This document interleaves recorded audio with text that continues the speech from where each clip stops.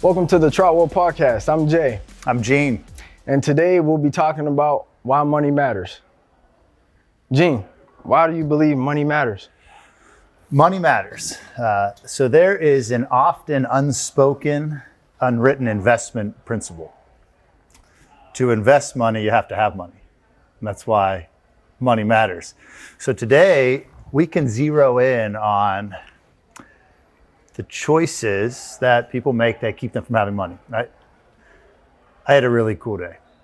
So I just spent the last 2 hours with 40 college students talking about the biggest money mistakes they have either witnessed or personally experienced. What was the top 3 money mistakes that was mentioned in class today?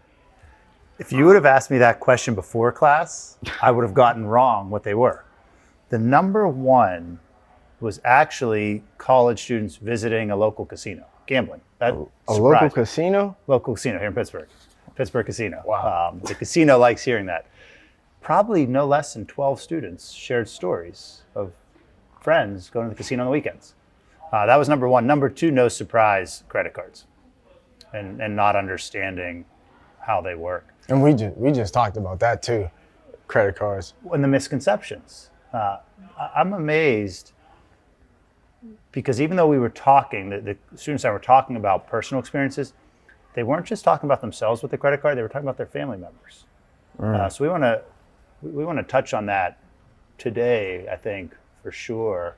The third then was the very broad credit score, not understanding how my credit score is impacting my choices. So today, with this principle, need to have money to invest money, we could go micro with these the small choices we make that put money in our pocket, because a lot of littles equal a lot. But I think today, let's focus on the big ones. Okay. Let's focus on the big things that keep money out of our pocket. I'm interested on the big ones. I'm also interested on how it affects the credit cards affect the family, and just like how finances affect the family, period, overall. When we were talking before, I'll ask, you had mentioned the credit cards. Why do you think people believe they need to keep a balance on a credit card? Where does that misconception come from? I think it comes from me, through my personal experience. I think it comes from just listening to people who don't study like finance or who don't really know that much, but it's just passed on information that came like through the grapevine. Because I used to believe that you used to have to carry a balance on your credit card. And then I figured out, I read your book, actually, The Missing Semester, that you shouldn't carry a balance. Like, you should always pay your debts and pay your time. Make your payments on time and pay your balance to zero on credit cards. We just Googled this because we were curious. Right. Thank you, Google. What did we learn? What is the average interest rate on a credit card balance? The average interest rate on a credit card balance is 19%. 19%? That's high. That's high. So you're paying a company 19% under misconception of a better credit score. So it's fascinating. It's fascinating. Stepping back, we woke up this morning with $14 trillion of personal debt. The largest piece of that personal debt is mortgages, roughly $10 trillion of debt. That's good and bad because homes are an asset. So I'm okay with that. Number two is student loans, $1.6 trillion. This deserves a spotlight. So we'll follow up on student loans. Yeah, that definitely deserves a spotlight because I'm in college and I know how much student loans have been increasing over the years just because of the cost of education, and tuition has just been rising like crazy. They're real, they're fearful, and we want to have the conversation. Number three is the credit card. $1 trillion of credit card debt. $1 trillion of credit card debt at a 19% interest rate, Jay. That's highway robbery. I know, I'm serious. But if we can teach people to pay the balance. Yeah.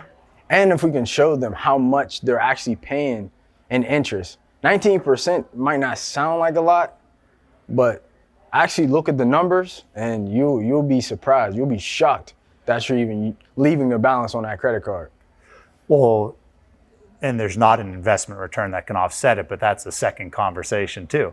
The fourth, auto loans, buying cars. We have over $1 trillion in outstanding debt for cars.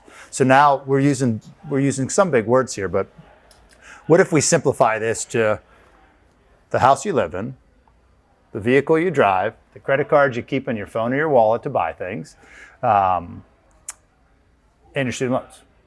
And let's talk about how we can get extra money from each of those four choices. And actually, quick tangent.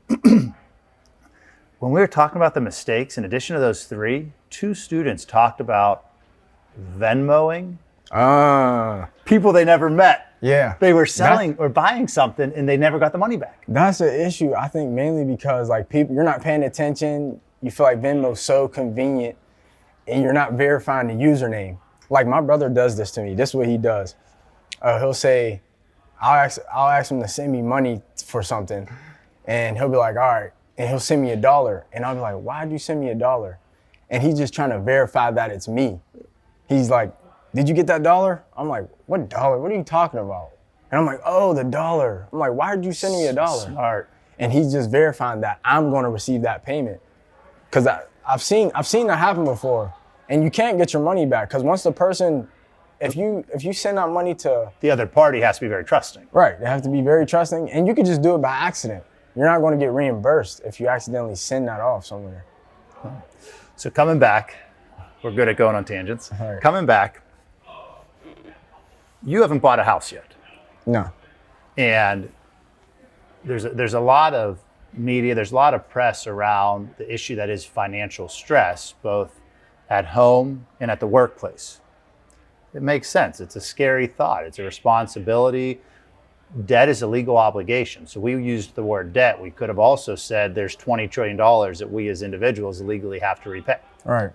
Since you haven't bought a home, would you be willing to strike a deal with me right now where you bought a house that, not this big, but that's this big, but if you buy this second house, it comes with no financial stress? Does that sound like a pretty good deal? Like bigger home, financial stress, slightly smaller home, no stress. No stress. Life, yeah, I can use life with no stress. That'd be fantastic, That'd be right? awesome. That'd be awesome. So let's make the choice now, because here's what happens with the homes. The biggest source of money going, yes, to an asset, but we'll dive into this. Jay, let's say you and I are looking for a home. We say, oh, I want to buy that home. And let's say the house cost $200,000. We go to our bank and the bank says, hey, Jay, you guys can get that house. Congratulations. But if you're curious, you can actually afford a house that costs more than that. What do you think most people do when they hear that? They try and take a bigger bite than they can take on. It's human nature. Yeah. I mean, you want more. You're always going to want more, but, you think about what comes with more. More responsibility, more money, more time, more energy, We're going to do some calculator examples with this because all that, more time, more energy, more stress. And it's just not necessary. So smaller home, no financial stress. Challenge one, that's to our high school and college audience. Okay.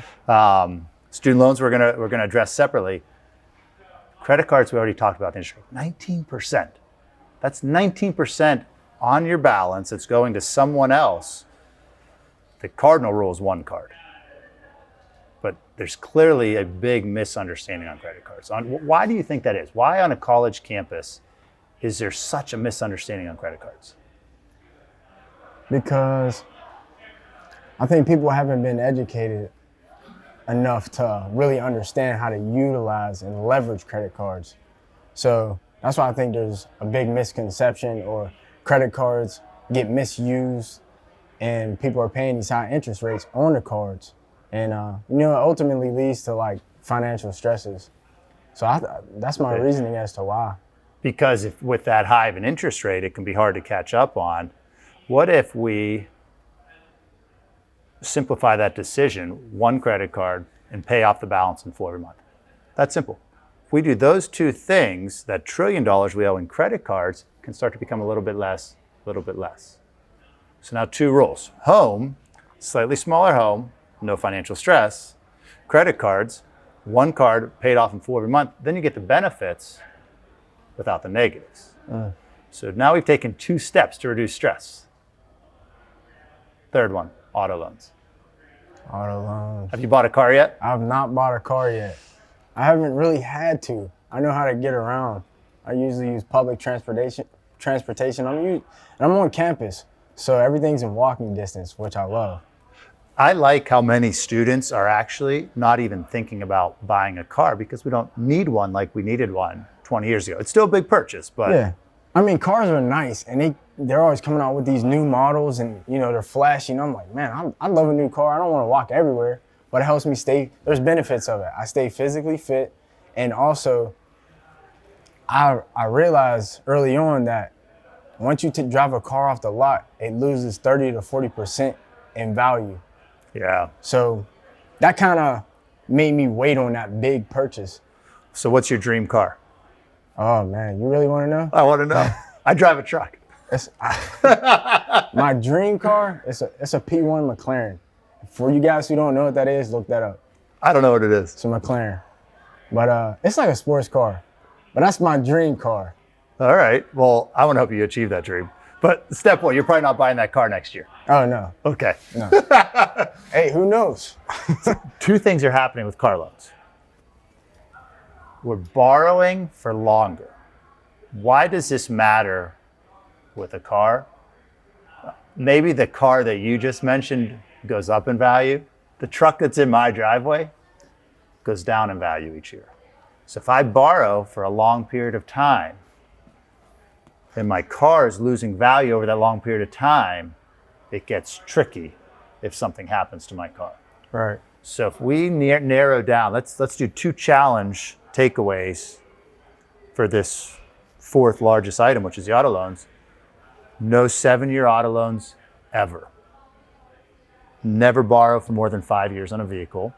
And then the second would be... So, my bad to cut in on you. So you're saying like the car is priced at a certain amount, and then over time the value of the car is going down, but you're still being charged this amount for the car. You're paying that every month for that entire life of your loan that you're legally obligated to repay. One case where that might not be the case would be a 0% interest rate. I've never seen that for 7 years. I don't think it exists. I've never even heard of that. Yeah, so you can get it for short, 3 and 5. Maybe not with that car you're buying. Oh yeah. With my Ford truck, you can. But the second would be, no matter what vehicle you're looking at, and this is truly it can be used across all pricing spectrums, consider a vehicle that costs $2,000 less and do it knowingly. Take the difference, even though you can afford the more expensive car, take the difference. So at $2,000 between the 2 cars, it's probably a difference of $40 a month with the average current interest rate auto loans. Take that $40 a month and invest it. So we just did 3 things. We said money matters because if you want to invest money, you have to have money in your pocket, right? Yeah. And if you spend your whole paycheck that you get on Friday, by Sunday, you don't have any money to invest. No money. We'll talk. We need to talk about how to do it electronically so you take that temptation out. But ignoring that, looking at the $20 trillion that we owe, homes, smaller home, less stress. Sounds good. Really good or just good? That sounds good. Less stress in my life. I'm more happier, You're more productive everywhere else. I'm more productive. I feel like I can do more. I want to do more when I'm less stressed and happy. The credit card rule, which is baffling. Yeah. Baffling. What's the highest credit card debt? Have you, when you're on school, do you have friends say, hey, Jay, I've got credit card debt? Or do people not even talk about it? We don't talk about it. I'll be honest. And I'm in a lot of clubs up school, like finance clubs. No one really talks about their personal stuff. We just talk about things pertaining to the club. So, I mean, that's one big thing I would like to see more. People actually talking about it and trying to help each other, maybe with their finances, That's I'm going to circle back on that, Jay. That's a really good point. The credit card rules, though, pay it off in full every month and 1 credit card. And then the car loan. I can tease you, if every single college student buys a vehicle that costs $2,000 less than the vehicle they're considering, really good things happen financially. We won't give the answer on this episode. We'll tease people, overachievers, to go to a calculator and check it out. How do we get, I learned this just today, talking with these 40 students. All of them had stories, and the stories had similarities. How do we get people to recognize that we aren't walking through life alone on this money stuff? That you should find people you can share your stories with to both feel more comfortable in the experience, but also we're stronger together, to know that you're not the only one with a credit card or student loans. Find people, learn from each other. How do we get the conversation to be more open in settings where it's currently not? I think we're going to find that out just in our journey, like Troutwood's mission as a whole. And just talking to different people and asking questions. And I feel like it's all about like creating a community or like a group of people who just understand. And they might not have to be in the same room with us, but even though if they're tuning in virtually, like online from their cell phone, they can listen to the knowledge that's being talked about pertaining to finances and saving for investments. How do you think that the media focuses too much on the negatives and not the positives that can come from this conversation? We did a little bit of that today. We talked about the things that inhibit us from having money in our wallet. Yeah. I don't see as many headlines that say, hey, this is really good if you do this. Would you agree, or am I maybe looking different sources? I'd agree. And I don't know why that is. It baffles me, honestly. I don't know about you. What do you think about it? Like, what's your take on that? So we are ingrained as human beings. Like, if you bought that car, I'd probably notice. Oh, even though I don't even know what it looks like. If you parked beside me, I'd notice, right? I got to show you that car, man. But we are ingrained to say, I like that. Or, oh boy, I want that too. And when it's used in a negative context, that grass is greener, it sparks, jealousy, emotions. What I have observed firsthand, both in practice and in teaching, is when we show people the opportunity. And Jay, maybe we even do this in the credits after this episode, walk through this car example. But when you show people what's possible with decisions like this, I think we break down the barriers where we don't just look at money as something that you put out to buy things. We look at it as a tool to help us grow. We look at it as a tool that if we invest money because we recognize money matters and make fewer mistakes, if we invest that money, we now have money working for us. So you and I can be here working, our money's over here working, and it's growing. I think if we focus on opportunity, a statement that we make a lot at Troutwood, age is an opportunity, powerful enough to change lives. That's why money matters. That's why this conversation matters. As we wrap up, what's a takeaway? How do we, I'll lead in with a quick example. After writing the missing semester, I got an email from 4 college students. 1 a.m, it came in saying, Gene, we just finished talking about your book around a campfire. That's deep. That's deep. It's cool. Yeah. We could have been talking about anything under the sun around that campfire. How do we get people talking about it in the context of capturing opportunity, sharing life experiences, sharing money experiences to be good and to learn from one another?